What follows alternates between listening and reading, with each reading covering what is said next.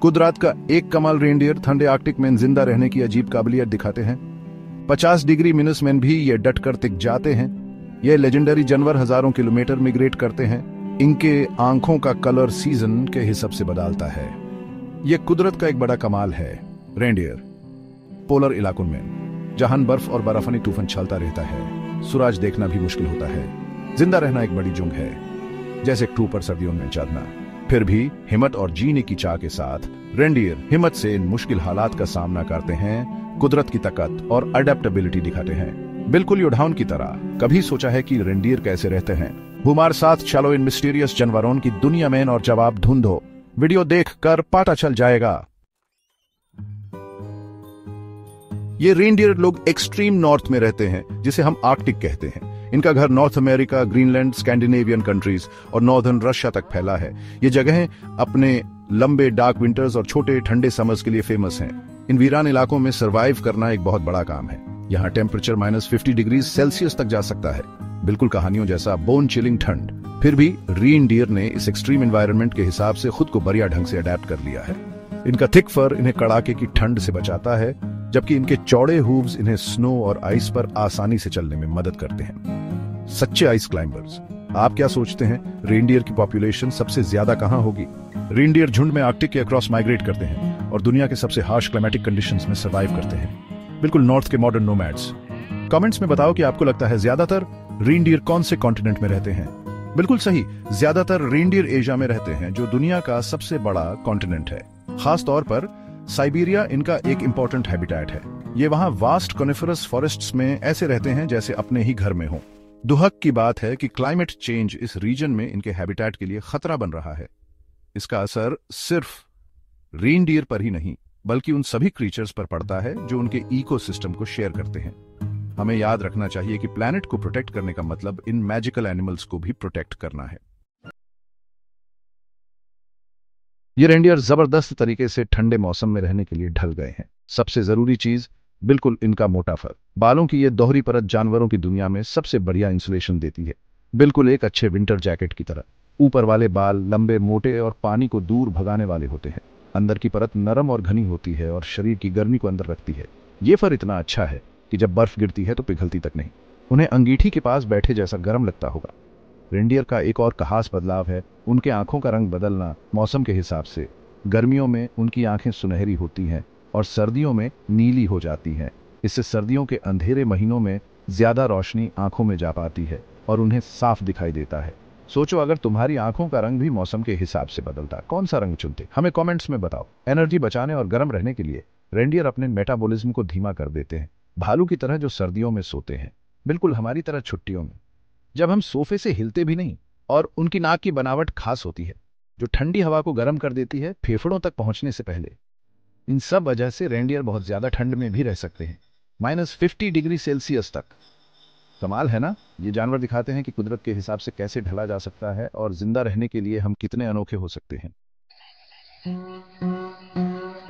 ये रेंडियर शाकाहारी जानवर होते हैं, मतलब ये ज्यादातर पेड़ पौधे खाते हैं, लेकिन आर्कटिक में खाना ढूंढना बहुत मुश्किल हो सकता है। गर्मियों में जब बर्फ पिघलती है, रेंडियर घास, फूल, झाड़ियां और पत्ते खाते हैं, बिल्कुल गायों की तरह। मशरूम भी रेंडियर के खाने का एक जरूरी हिस्सा होते हैं। ये असली मशरूम एक्सपर्ट्स हैं, लेकिन जब सर्दी आती है तो ये सब बर्फ में दब जाते हैं और रेंडियर को जीने के लिए दूसरा रास्ता ढूंढना पड़ता है, जैसे हम बर्फीले तूफान में खाने की तलाश करते हैं। यहीं पर रेंडियर की कमाल की सूंघने की शक्ति और उनकी खास नाक काम आती है। ये बिल्कुल खोजी कुत्तों जैसे होते हैं। रेंडियर बर्फ के नीचे लाइकेन को सूंघकर अपने खुरों और नाक से उसे खोदते हैं, बिल्कुल इंजीनियरों जैसे।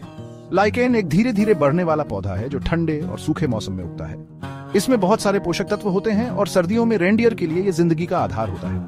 ये उनका फेवरेट फूड है। सामी लोग, जो इस इलाके के रहने वाले हैं, रेंडियर को कुदरत का बर्फ साफ करने वाला कहते हैं। ये रेंडियर और लाइकेन के बीच के नाजुक रिश्ते को दिखाता है। ये दोनों एक टीम की तरह काम करते हैं।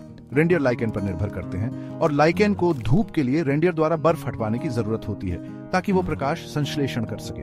ये एक दोस्ती का रिश्ता है जहां दोनों एक दूसरे की मदद करते हैं। कुदरत हमेशा कमाल की चीजों से भरी होती है। ऐसा ही एक जादुई नजारा है रेनगेयिकों का सालाना माइग्रेशन।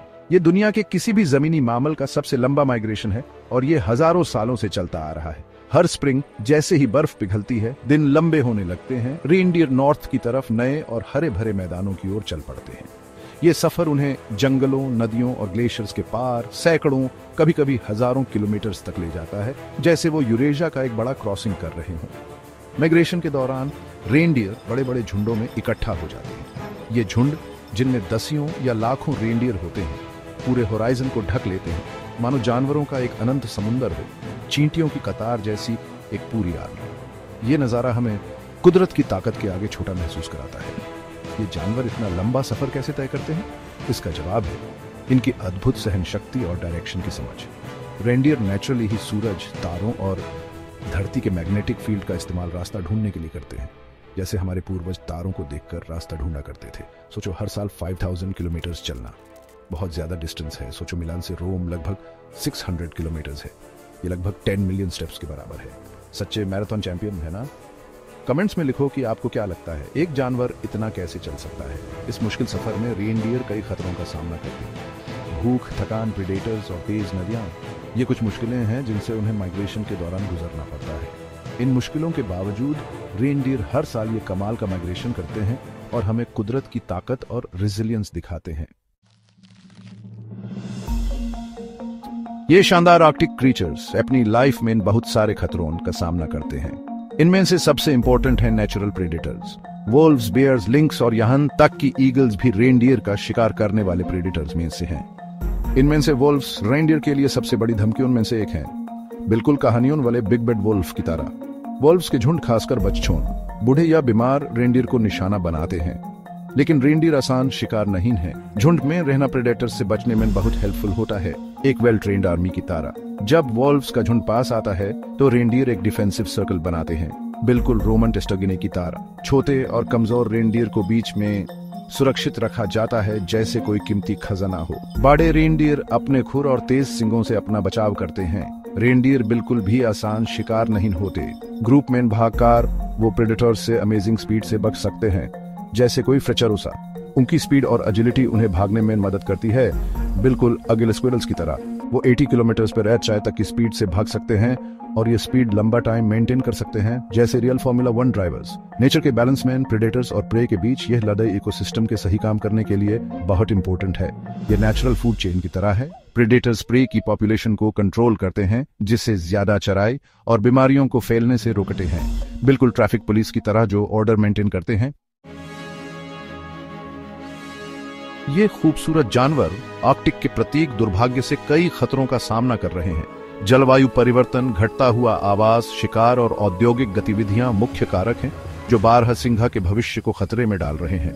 ग्लोबल वार्मिंग की वजह से बढ़ते तापमान से ध्रुवीय बर्फ पिघल रही है, जिससे बारहसिंघा का आवास कम हो रहा है। साथ ही बढ़ते तापमान की वजह से लाइकेन की मात्रा भी कम हो रही है, जो बारहसिंघा का मुख्य भोजन है। एक और खतरा बढ़ती मानवीय गतिविधियों से है। खनन और तेल और गैस की खोज जैसी गतिविधियां बारहसिंघा के आवास को नष्ट कर रही हैं और उनके प्रवास के रास्तों में बाधा डाल रही हैं। इसके अलावा कुछ क्षेत्रों में शिकार बारहसिंघा की आबादी पर नकारात्मक प्रभाव डाल रहा है। यह स्थिति न केवल बारहसिंघा के लिए बल्कि उनके साथ रहने वाले अन्य जीवों और पूरे पारिस्थितिकी तंत्र के लिए एक गंभीर खतरा है। बारहसिंघा आर्कटिक पारिस्थितिकी तंत्र का एक महत्वपूर्ण हिस्सा है और अगर वे गायब हो गए तो पूरा सिस्टम ताश के पत्तों की तरह ढह सकता है, लेकिन अभी भी उम्मीद है। इन खूबसूरत जानवरों की रक्षा के लिए कई संरक्षण परियोजनाएं चल रही हैं। ये परियोजनाएं बारहसिंघा के आवास की रक्षा करती हैं, शिकार को सीमित करती हैं और जलवायु परिवर्तन से निपटने के उपाय करती हैं। इन खूबसूरत जानवरों की रक्षा के लिए हम और क्या कर सकते हैं? हमें कमेंट्स में अपनी राय बताएं। इसके अलावा आप बारहसिंघा के संरक्षण के कामों का समर्थन कर सकते हैं। आप पर्यावरण संगठनों को दान दे सकते हैं, जलवायु परिवर्तन के बारे में जागरूकता फैला सकते हैं और अपने आसपास के लोगों को इस समस्या के बारे में बता सकते हैं। याद रखें कि हम आने वाली पीढ़ियों के लिए किस तरह की दुनिया छोड़ेंगे, यह हम सभी पर निर्भर करता है। तो क्या आप तैयार हैं बर्फीले और आर्कटिक बर्फ के लेजेंड रेनडियर की दुनिया में जाने के लिए? हमने साथ मिलकर उनके जीने और ढलने की अद्भुत क्षमता और उनके मैजेस्टिक माइग्रेशन को देखा। बिल्कुल नोमैड्स की तरह हमने जाना कि रेनडियर आर्कटिक में कैसे सरवाइव करते हैं। आप -50 डिग्री में कैसे जिंदा रहेंगे? हमें कमेंट्स में बताइए। -50 डिग्री सोच भी सकते हैं? अपने विचार कमेंट्स में शेयर कीजिए। उम्मीद है कि इस वीडियो ने आपको नेचर और इन रहस्यमयी जानवरों को बेहतर ढंग से समझने में मदद की होगी। कुदरत की रक्षा करना अपने फ्यूचर की रक्षा करने जैसा है। हमें आर्कटिक की देखभाल वैसे ही करनी चाहिए जैसे हम अपने जंगलों की करते हैं, जैसे हम अपने खूबसूरत पहाड़ों जैसे साउथ कोरिया के सोरक्सन की देखभाल करते हैं। अगले प्रोग्राम में मिलते हैं।